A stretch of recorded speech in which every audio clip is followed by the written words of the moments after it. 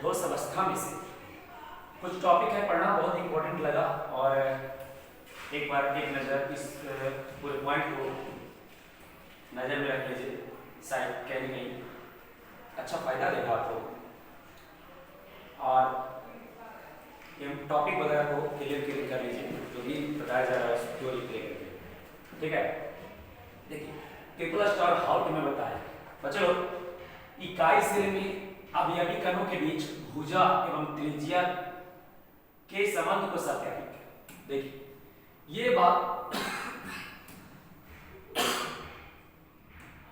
बिल्कुल ध्यान रखिएगा, ये बात को कि इकाई श्रेणी में अवयवी कणों के बीच भुजा भुजा यानी कि ये और त्रिज्या यानी कि यह, इसको याद रखिए कि संबंध को सत्यापित करना है।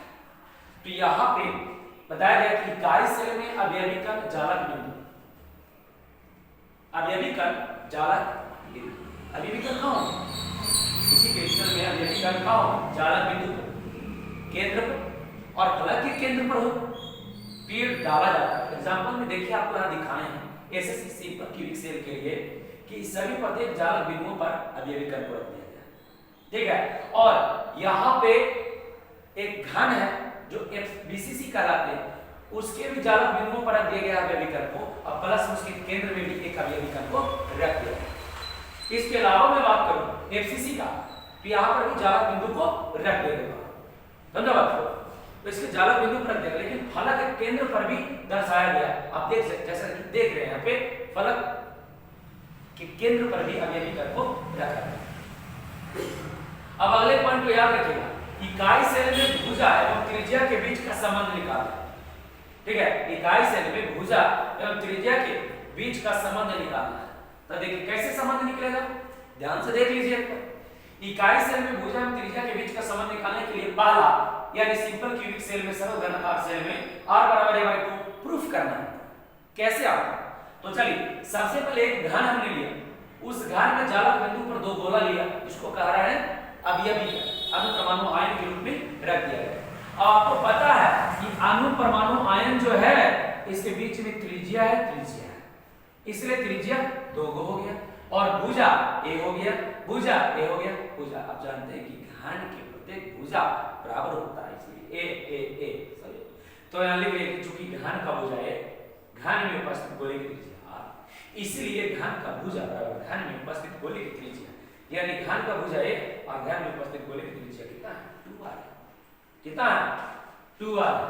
इसको याद रखिएगा, 2r यानी a बराबर 2r यानी r बराबर a/2 होता है। ये प्रूफ हो गया, यही हमको एसएससी में निकालना, ठीक है। अब इसी प्रकार से हमको बीसीसी में निकालना है।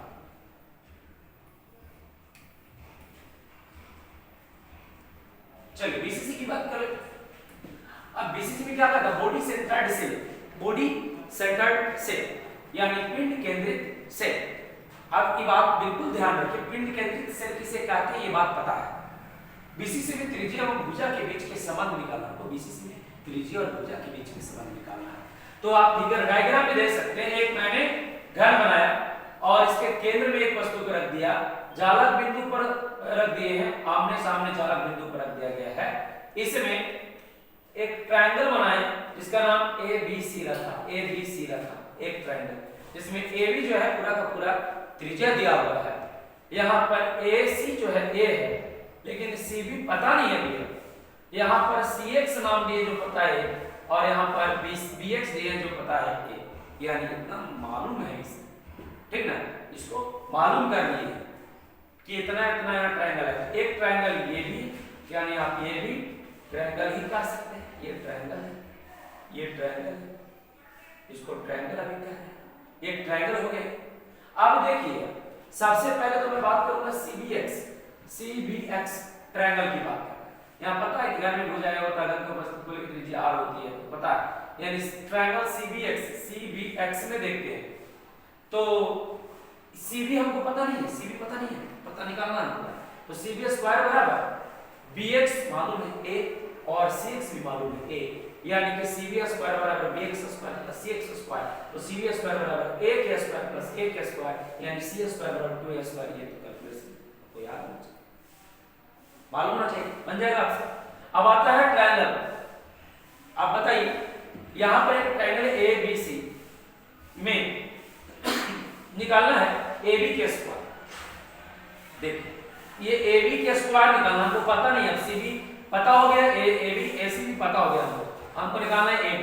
तो AB के स्क्वायर बराबर होता है AC के स्क्वायर अब प्लस BC के स्क्वायर। देखिए आप यहाँ पे BC के स्क्वायर, तो AB के स्क्वायर बराबर A square plus 2A square, A square AC हो गया, A और C A स्क्वायर, अब BC पता निकालना 2A स्क्वायर C स्क्वायर जिसको बोलते हैं वो 2A स्क्वायर BC स्क्वायर बोल सकते हैं, 2A स्क्वायर हो गया। AB स्क्वायर बराबर दोनों को जोड़ देंगे 3A स्क्वायर आ जाएगा। अब AB खाली निकालना था, अंडर रूट 3A स्क्वायर कर देंगे इसको, इक्वेशन नंबर फर्स्ट आ गया मेरे।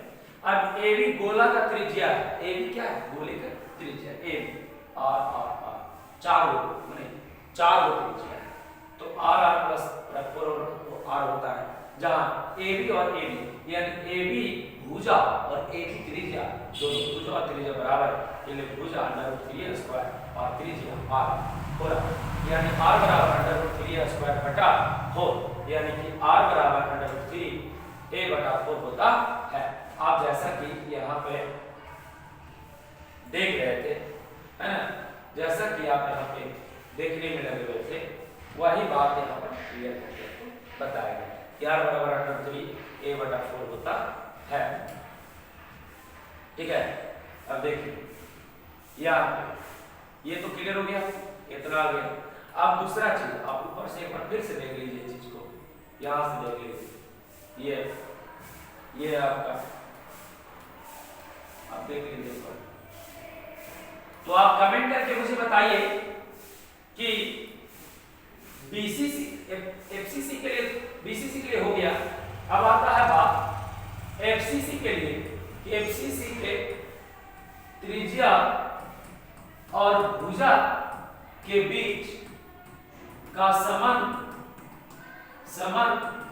कैसा है, यानी R बराबर फार्मूला व्हाट क्या होगा, ये प्रश्न है जो कमेंट करके बताएंगे उनको मेरे द्वारा 5 रुपए का पेन अवश्य मिलेगा। ऐसे गिफ्टेड बहुत सारे आते रहेंगे, आप बस ध्यान से पढ़िए और क्लियर कीजिए, ऐसे बहुत सारे वीडियो आएंगे, बस फॉलो कीजिए, लाइक कीजिए, सब्सक्राइब कीजिए और दोस्तों के बीच में शेयर कर दीजिए, बेल आइकन को दबाना मत भूलिए, दबा करके रखिए, हमेशा नोटिफिकेशन आपके पास आते रहे। जय हिंद।